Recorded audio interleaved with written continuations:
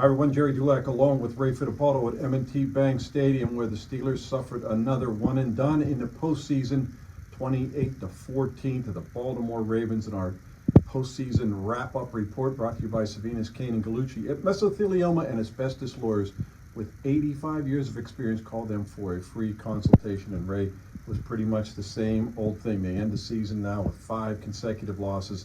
Their 6th consecutive playoff defeat extends that playoff drought to 8 years now, the longest in Steeler history. And they were just overwhelmed from the beginning. 21-0 at halftime. They tried to make it a little interesting in the third quarter, but there was too much Lamar Jackson and too much Derrick Henry. Yeah, and the concerning thing for Steelers ownership, Gerry, I think, is it's the same refrain in all these playoff games. They got behind 21-0 tonight. In these 6 consecutive playoff defeats, or 5, 73-0 in the first halves of these games. So 63-0 in the first quarter. I'm sorry. Right. So there's something missing, either in this team's preparation. I don't want to say their will to win, but just their mentality coming out. I think that has to change. Not sure if it will, but we'll see next year. Yeah, and Ray, not whether it will, it's like how, because it's just so bizarre that it keeps happening. They've allowed an average of 38.8 points in these last 5 playoff defeats too, and their defense just gets overwhelmed. They allowed 299 yards rushing, most in franchise history.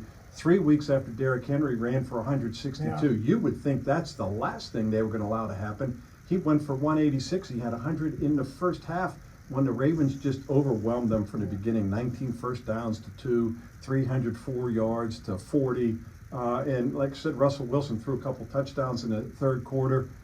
He did in the third quarter what they would have liked to have done in the first half when they wanted to come out aggressive.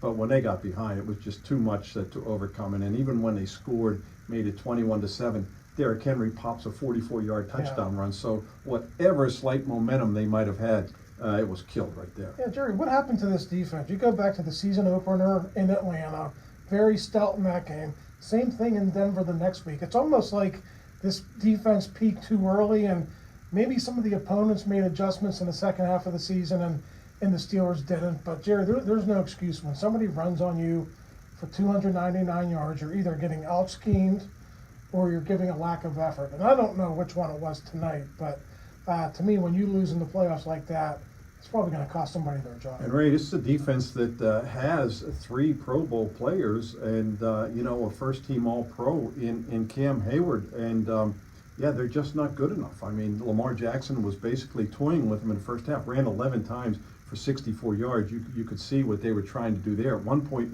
that one scoring drive of 85 yards, they ran all 13 plays, and Lamar Jackson had 144 yards passing in the first half.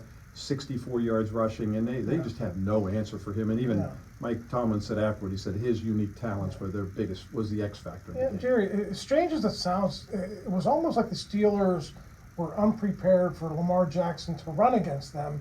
Maybe because he didn't in the first couple of matchups. Right. It was Derrick Henry when they lost down here December 21st. Lamar really didn't hurt them in that game at Acrisure, the one the Steelers won. But this guy's talents. He's capable of doing that. And for them to allow him to get loose early, to me, that was the death knell. Derrick Henry could have his yardage, but to me, Lamar softened them up and allowed Derrick Henry to do what he did. Yeah, and you could tell, Ray, that was part of their game plan, probably for the reasons that you mentioned, because he wasn't just scrambling 11 times. Most of those were designed runs. Right. And he was just killing them with it, and it was like they were totally unprepared for it, and maybe they were lulled by the previous 2 games. But again, to not be able to contain Derrick Henry and just breaking off those long runs, 21 yards, 25 yards, 44 yards, he's just killing the Steelers with those long runs. At one point, the Ravens had in the first half, they had 6 plays of at least 21 yards, so they were gouging that defense big time. Yeah, there was a still frame of Henry's 34-yard touchdown run. There were 6 Steelers defensive backs trailing him by about 5 yards at the 20-yard line. That guy is a unique talent. Not only is he big and can he bulldoze you, but he can also run away from you. And I thought, he really embarrassed the Steelers, with his exploits tonight. Ray, it was a frustrating end. It was a puzzling end. It's going to be a very curious and debatable end. because let's go back to before the season, after last year's early exit. Art Rooney, the team president, growing impatient, said it's time to start winning playoff games, and that's what precipitated all the big off-season moves. Russell Wilson making the trade for Justin Fields, signing Patrick Queen, going out and getting Deshaun Elliott, all which were great additions to the team, and yet they made all those moves, and it's the same thing, one and done. Mike Tomlin, that's 8 times now, Ray. Yeah. Mike Tomlin has gone one and done in the postseason. The all-time, quote, dubious record is Marty Schottenheimer with 9, and he's closing in on him. Yeah, and yet after Art said that, it wasn't but 5 or 6 months later that he signed Mike Tomlin to a 3-year extension. And that's one more year than he usually would give him. I think he gave Mike a 3-year extension on one other occasion. It's usually 2 years. To me, if you're going to put that mark on the playoffs, getting over the hump, maybe he should have let it play out. Maybe he shouldn't have given that extension last season. People are going to be out for Mike Tomlin and his job after this debacle. Ray, when they play like that, there's no question, and I don't know that is certainly going to happen. Obviously, all the locals are going to be crying for it, but there's no question when you end the season like they did, 4 defeats at the end of the year, first time they've done that since 1998. Now you add a 5th game that didn't score 17 points, more than 17 for the 5th time in a row now. There's going to be changes. There could be changes on that coaching staff. It's hard to say what the personnel moves will make, but they're going to make changes on that coaching staff after what just happened today in light of how the regular season ended. Yeah, 5 consecutive losses, the first time that's ever happened under Mike Tomlin. When you end the season like that, Gerry, moves are going to be made both within the personnel, players, but also on that coaching staff. Unfortunately, people are going to lose their jobs. Yeah, Ray, it was a little kind of curious and puzzling how, in the third quarter, Russell Wilson came out and it was just bombs away.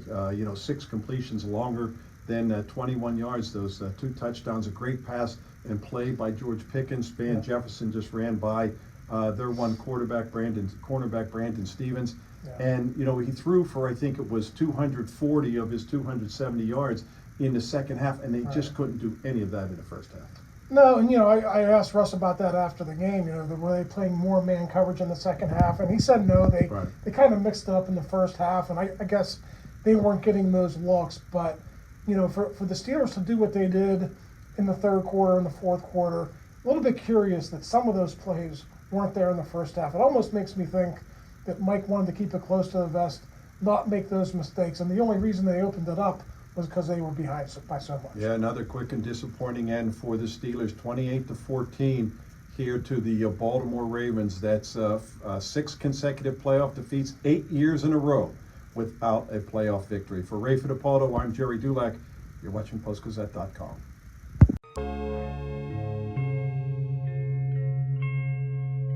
Thank you for checking out this content from Post-Gazette Sports. If you watch this video on YouTube, please like the video and subscribe to our channel. For all of the sports coverage the Post-Gazette has to offer, visit post-gazette.com.